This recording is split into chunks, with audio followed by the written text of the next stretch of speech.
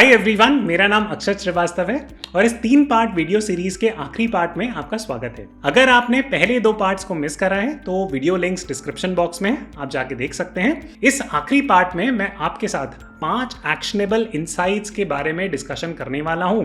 इन tips और strategies को utilise करते हुए मैं उम्मीद करता हूं कि आप अपनी फाइनेंशियल फ्रीडम की तरफ कदम बढ़ा पाएंगे। तो सबसे पहली एक्शनेबल इनसाइट है कि आपको ये समझना पड़ेगा कि अगर आप इन्वेस्टिंग करते हैं या आप किसी भी तरीके की स्किल बिल्डिंग करते हैं या आप अपनी अर्निंग पोटेंशियल इंप्रूव करना चाहते हो या आप अपनी सेविंग्स हैबिट इंप्रूव करना चाहते हो तो आपको एक जर्नी के थ्रू जाना पड़ेगा।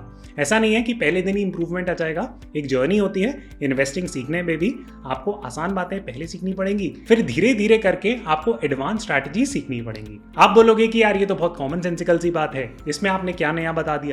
एक्चुअली कॉमन सेंसिकल चीजें बहुत इंपॉर्टेंट होती हैं एंड हम कई बार मिस कर देते हैं ऐसी कॉमन सेंसिकल चीजों को, स्पेशली इन्वेस्टमेंट के वर्ल्ड में। मैंने पर्सनली ये देखा है कि लोगों को इन्वेस्टिंग के बारे में ज्यादा नहीं पता होगा, लेकिन वो पहले दिन ही फ्यूचर्स एंड ऑप्शंस में चले जाएंगे या कॉम्प्लेक्स हेजिंग स्ट्रैटेजी लगा लेंगे।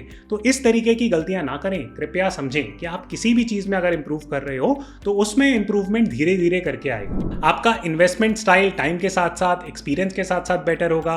आपकी अर्निंग पोटेंशियल जैसे जैसे आपकी अपस्किलिंग होगी वैसे वैसे आपकी मनी मेकिंग पोटेंशियल भी इंप्रूव होगी। अब सेकंड एक्शनेबल इनसाइट आता है कि लोग रिस्क लेने से बहुत डरते हैं, लेकिन दुनिया की सबसे बड़ी रिस्क है रिस्क ना लेना। एंड इसके अराउंड मेरा एक पर्सनल एक्सपीरियंस भी है, तो मैं आपके साथ वो शेयर करता हूं। 2020 के आसपास आपने ऑब्जर्व करा होगा कि निफ्टी 50 करीब करीब 12-12.5 हजार के आसपास ट्रेड कर रहा था और एकदम से जब कोविड क्रैश आया तो मार्केट पहुंच गया 8,000-7,500 के आसपास। कई लोग थे, उनको लग रहा था कि यार मार्केट तो एकदम 2,000-2,500 पे पहुंचेगा तभी मैं इन्वेस्ट करूंगा।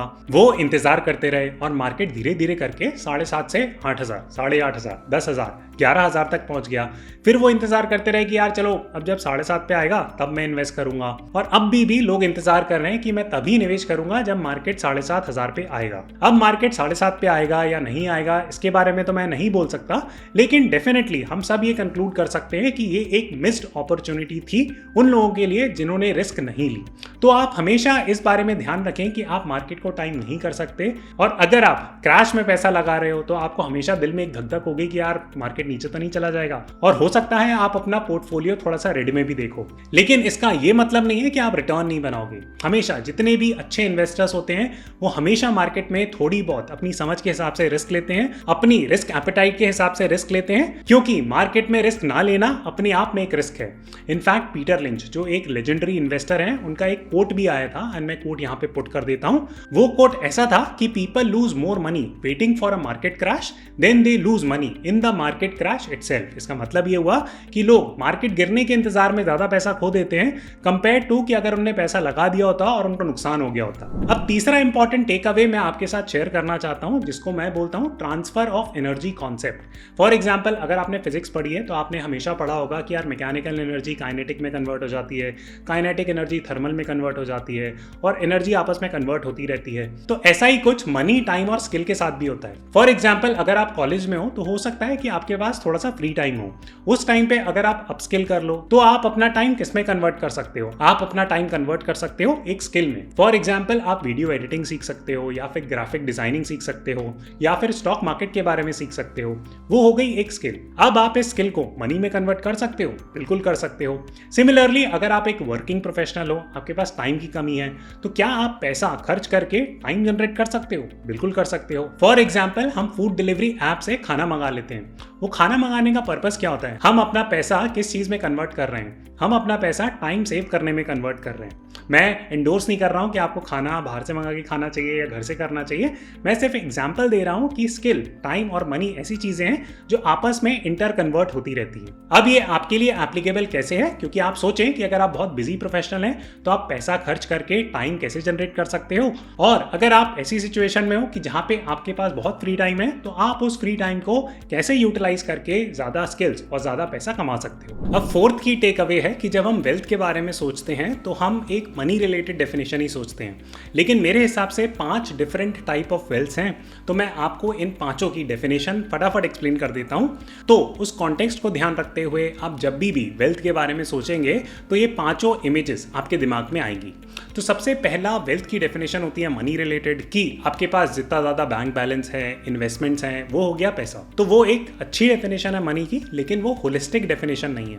दूसरी तरीके से जब हम पैसे के बारे में सोचते हैं तो हमें टाइम के पर्सपेक्टिव से भी सोचना चाहिए। तो time is equal to money, आपने ये एक कहावत भी सुनी होगी। तो टाइम एक दूसरा फॉर्म ऑफ डेफिनेशन हो गया मनी को लेके। तीसरा हो गया हेल्थ। फॉर एग्जाम्पल, अगर आप अपनी हेल्थ अच्छी रखो तो आपकी लाइफ एक्सपेक्टेंसी बढ़ जाएगी। जितनी ज्यादा आपकी लाइफ एक्सपेक्टेंसी होगी तो रिजल्टेंटली आपके पास टाइम भी ज्यादा होगा और आपके पास पैसा कमाने की अपॉर्चुनिटी भी ज्यादा होगी और आप अपनी लाइफ को एंजॉय भी कर सकते हो। चौथा, हमने बात भी करी थी कि एनर्जी भी एक तरीके की करेंसी होती है। अब कई बार होता यह है कि हमारे पास पैसा होता है, हमारे पास टाइम भी होता है, लेकिन हमारे अंदर एनर्जी नहीं होती। तो अपनी एनर्जी मेंटेन करना भी एक बहुत इंपॉर्टेंट एस्पेक्ट है। एंड हमने दूसरे वीडियो में समझा था कि आप अपनी एनर्जी को कन्वर्ट कर सकते हो one form of energy to the other.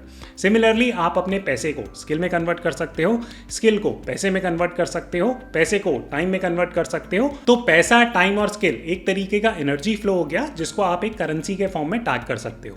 अब फाइनल फॉर्म ऑफ करेंसी आज के जमाने में आती है एक सोशल करेंसी। आपका नेटवर्क कितना बड़ा है उसकी वजह से आपको कई तरीके की अपॉर्चुनिटीज भी मिल सकती हैं। आप हमेशा कोशिश करें कि आप अपना नेटवर्क बढ़ाते रहें, उससे ना सिर्फ आपकी वेल्थ में बट आपकी लाइफ में भी काफी इजाफा होगा। अब इस सीरीज को फाइनली क्लोज करने से पहले एक फाइनल पॉइंट मेरी तरफ से कि आप जब भी इन्वेस्टमेंट के बारे में सोचें, एक पोर्टफोलियो के बारे में सोचें, एक पर्सनल ग्रोथ के बारे में सोचें, उसमें हमेशा वर्ड पर्सनल पे ध्यान रखें कि पर्सनल फाइनेंस में पर्सनल क्यों यूज करा गया है, क्योंकि वो एक इंडिविजुअलिस्टिक लेवल पे काम करता है। जो इन्वेस्टमेंट स्ट्रैटेजीज, पैसा खर्च करने की स्ट्रैटेजीज, पैसा बचाने की स्ट्रैटेजीज, सब कुछ पर्सनल होता है।